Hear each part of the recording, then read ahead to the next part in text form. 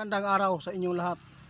Update tayo ngayon. Mayroon tayong tutugunan. Napakarami ngayon ang nagpaabot at nababahala sa impeachment ni Sara Duterte.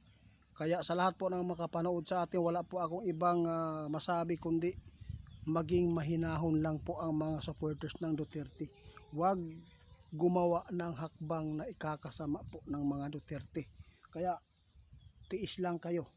No? Sa lahat po ng mga galit sa mga Duterte, no? Hinahinay lang tayo mga idol dahil wala naman pong perpekto sa mundo.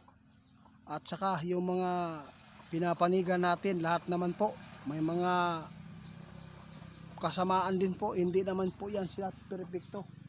Kaya ang nakakabahala lang po sa sinabi ng ating kaibigan noong isang linggo patungkol po sa nakikita nila, tayo ay pinagpapaaway po ng mga demonyo. Isa din po itong linlang sa atin.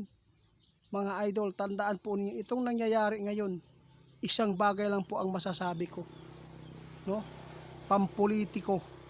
Takot sila talaga mga idol. Na itong si Sara Duterte kapag manalo sa 2028, marami talaga ang mapunta sa kangkungan dito. Kaya ito po ang ating pag-usapan, i-update at tugunan ang mga nababahala sa impeachment ni Sara. Kung ano po ang nakita daw ng ating kaibigan. Linyo? Linyo? Ay salamat. Good morning kaibigan. Mayroon pong nag-alala dito, nagpasa sa atin ng informasyon ba. Nababahala sila. Ano po ba nakikita po nyo dito sa impeachment ni Sara Duterte? Diyos ko. Guys, medyo pangit ang impormasyon na sinagot ng ating kaibigan ngayon. Siya mismo ang nagpaabot ngayon na medyo tagilid talaga si Ma'am Sara sa impeachment. Delikado po pag dumami po ang magboboto dito na ipa-impeach. Sana mayroon po mahikayat po ang mga supporters ng mga Duterte na hindi magboto sa impeachment. Sana po ay mag-no. No? Yun po ngayon ang ikinababahala ng ating kaibigan. Pero tandaan ninyo, wala tayong magagawa kung ano man po ang ipapasya po ng Panginoon dito.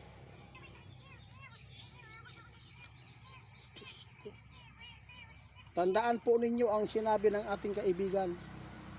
Guys, wag po natin po ibigay lahat ang ating tiwala ngayon.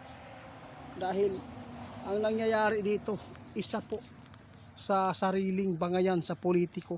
Dahil alam po ng mga taong sangkot sa flood control, takot sila na ito ay malaglag ang kanilang baho sa 2020 at ito po ay makulong at maparusahan. Kaya tandaan po ninyo ngayon, isa po dito.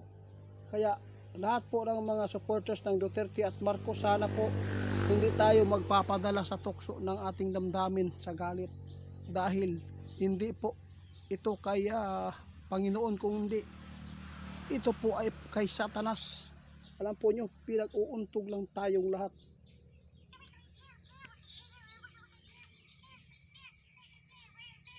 Oo, ipaubaya natin ang panahon. Kung ma-impeach Ma'am Sara, wala tayong magagawa. Ito lang, kung mahal po ninyo ang mga Duterte, ipagpatuloy lang po natin ang pagmamahal. At hindi tayo pwedeng pawala sa pag-asa. Yun po. Kung ano man po ang mga masasagupa ng mga Duterte ngayon mga idol, kailangan nasa gitna lang tayo lagi. No?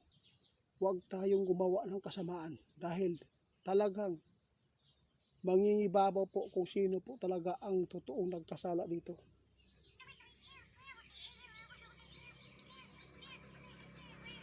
Tama si kaibigan, no? Sa totoo lang mga idol, sinabi ng ating kaibigan, may impormasyon siya patungkol sa impeachment. Alam po niyo, hindi po tayo pwede mawala ng pag-asa. No? Tagilid si Ma'am Sara Duterte dito sa impeachment. Pero alam po niyo mga idol, doon po niyo malalaman ngayon sa sinabi ng ating kaibigan. Wala pa siyang nakikita na totally talaga na ma-impeach. Dahil marami pa ang dadaan po, proseso pa dito para butuhan po nila. Salamat. Baka mag-no yung iba, di ba?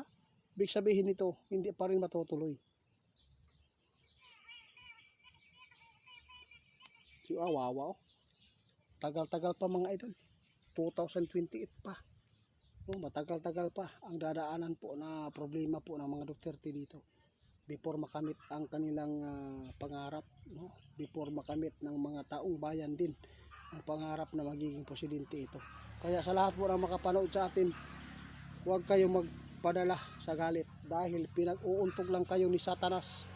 Guys, isa po itong tukso na nag-away-away po ang mga nagtatandim noon dahil po sa mga nangyayari sa paligid natin. May mga tao talaga na ayaw po talaga sa Vice President.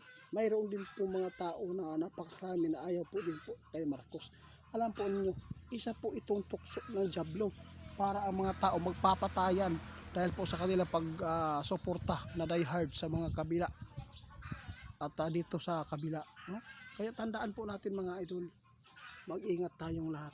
Hindi tayo pwedeng magpadala sa sa nangyayari ngayon, no? Kung mayroon man tayong malasakit sa bawat isa sa mga sinusuporta natin, hindi dapat na ito ang ating gawin na ikakasama. Tandaan po ninyo, lahat po tayo mga idol ay Pilipino. Kaibigan, maraming salamat sa inyong mga babala at advice.